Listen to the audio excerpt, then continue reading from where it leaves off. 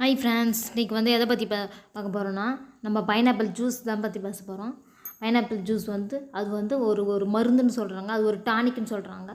இதை வந்து எதை குணப்படுத்தக்கூடிய தன்மை இருக்குதுன்னா, மஞ்சள் காமாலையை வந்து குணப்படுத்தக்கூடிய தன்மை இருக்குது சொல்கிறாங்க. கண், காது இதெல்லாம் வந்து குணப்படுத்தும் சொல்கிறாங்க. நம்மளுக்கு தலைவலி இருந்தாலும் ஒற்றை தலைவலியாக இருக்கலாம், அதுவும் கூட குணப்படுத்தும்னு சொல்கிறாங்க.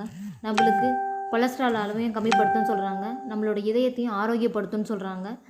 இது வந்து வயிற்று புண்ணு, தொண்டை சம்மந்தமான தொண்டை புண்ணு இதெல்லாம் வந்து குணப்படுத்தும்னு சொல்கிறாங்க.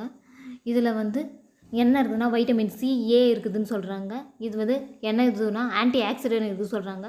இதில் வந்து ரத்தத்தை சுத்தப்படுத்தும் சொல்கிறாங்க, ரத்த அழுத்தத்தையும் கம்மிப்படுத்தும் சொல்கிறாங்க.